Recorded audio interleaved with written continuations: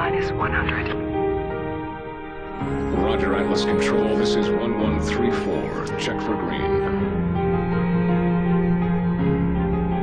1134. Rage, a game I originally played on PS3 back in the day. It got lost in a sea of titles. I'm talking like Las Vegas, Fallout, as in Hello Fallout there. Las Vegas, Skyrim 2011, 11, everyone remembers that date, and it just got swamped under a sea of great titles. And I really think it got underrated, and it's probably one of the most, as I'm probably going to title this, the most underrated spoke about game in history. Now, I don't know why, but this game gets such a kind of mixed bag reception, and this is going to be a bit more of an in-depth review, so if you're used to my bullshittery, this may be a bit of a shocker to you, but I actually really like this game. There's no RPG mechanics, there's no messing around, there's no, I can't swear, because I keep getting told off I swear too much by YouTube, because, you know, we've all got to conform to YouTube standards. We wouldn't want to swear too much, but you get given basic weapons, basic tools, basic information, and off you go, dickhead. There you go. I've already sworn. Now at the start, you're going to be jumped by mutants. You're going to jump by basically everyone that's unfriendly towards you. You're going to get shanked, you're going to get stabbed, you're going to get things thrown at you, you're going to get stones thrown at you. Pretend it's the Middle East during the 1980s, and it's basically what you're going to get when you land. You are an Ark survivor, and they are very valuable to the Authority. Now, the Authority, who are they? I don't know. Do you know? We don't know. They're just whoever's in power. And as we all know, we don't question who's in power, because when you question who's in power, that's how you find out who is in power, but we shall know more. You start off with a little crappy quad bike. It doesn't have weapons, it doesn't have guns. You start off with a pistol, and what I love about it, to aim your pistol, you get a monocular, not a binocular, a monocular. You put it up to your eye, and that's your scope. I don't quite know how that works with a pistol, like you're just hoping the bullet goes in that direction, but it works. And eventually the ammo types get better, the weapons get better, and there are some absolutely beastly weapons in it. So this is why I say I'm going to go into a bit more in depth with this. This game probably has one of the best shotguns in games in general, and I'm talking better than Doom, better than Duke Nukem, better than, well, the original Doom 1 and 2. The pistol, yeah, okay, you're holding up a glass spyglass, and it does take a few hits. Now bear in mind I'm playing this on hard, but the shotgun absolutely slaps. And when you get the rocket rounds, the only problem with the pop rockets, they're called, it shoots a slug that explodes. The problem with that is when you explode your enemy, you can't loot them, and you need every little bit of loot you get. Now this isn't a game where you grow in RPG mechanics. There's no leveling up, there's no I'm going to increase my gun skill, I'm going to increase my speech skill, I'm going to increase... You're just a mute who awakens from the past and everybody wants you. And you know, I can relate, everybody wants me too. That's a lie. I don't know where that sudden surge of confidence came from. Anyway, everybody generally does want you, and the authority wants you because of your tech. You have a defibrillator unit that can shock everybody, so you get one chance to skip death, and then after that, you're fecked. One thing this game gets absolutely spot on that you can see in the background now that I'm fully spazzing up because I hit a corner and freaked out, so I restarted the race. But the racing is brilliant. The side quests are brilliant. There's gambling, and trust me, I'm not a gambler. I've got every vice other than gambling. I think gamblers are fucking losers. If you're gonna have an addiction, make it a cool one. You know, crash a car through a house and say you had an epic story. Don't tell me you lost 100 quid on the bookies, because it doesn't impress me.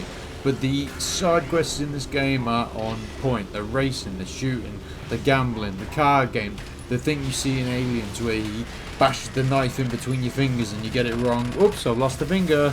But that's just the wasteland, you've lost a finger. And you will start off with a buggy, eventually you upgrade to a Caprino, and you get rockets, you get turrets, you get shields that you can see me using now. And it's just such fun. There's no leveling up, which just amazes me that it's so fun. But I'm not getting XP. Oh, you leveled up in speech, you leveled up in charisma, you leveled up in lockpicking, you leveled up in this. No, you just do it because, well, I'm surviving, you know? It's like, I got a better shotgun, I got some better ammo, I got some extra stuff, I got some extra items, I can use this, I can move on to the next area, and you play the game as you want to play the game. Like I said, this review is going to be a little bit longer than normal, so if you're used to my short, quick spurts, I'm done. I'm going to gabble on about this because I think this game deserves a lot more attention than what it did receive, as it were. Because, I mean, releasing at the same time as Skyrim, you're not going to compete with that, okay? That was a groundbreaking game at the time. Todd Howard now has just... Todd Howard, the liar, has just flopped and is now an absolute joke. But back in the day, he was the king, and to topple the king, it is really hard to do as a serf.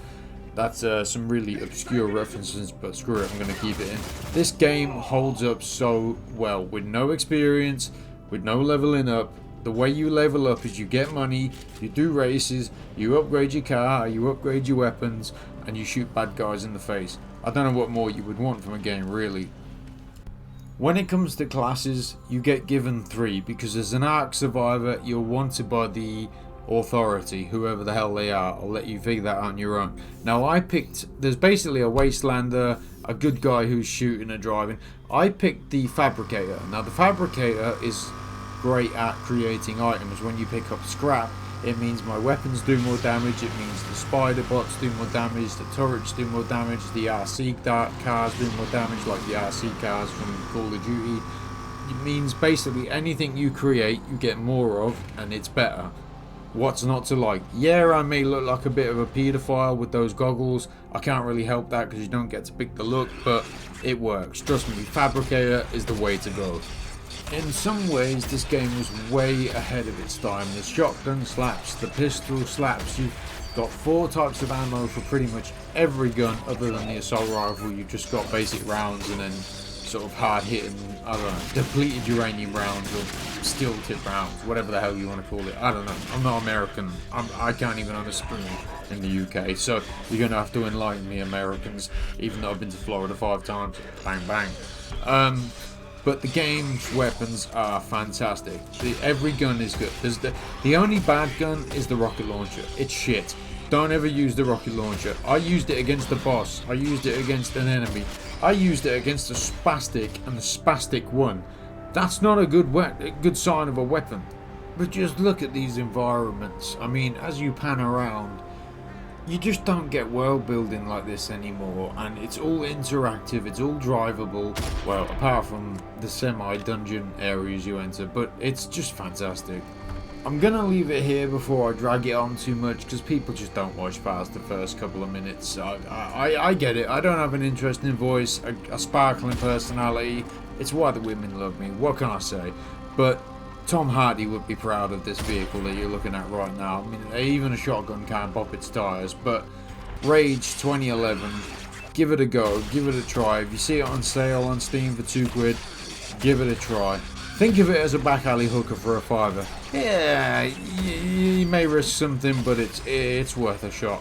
You know, give it a go. It's a great game, and it holds its own. It holds its own against time, and it may look a bit weathered, but it knows some tricks.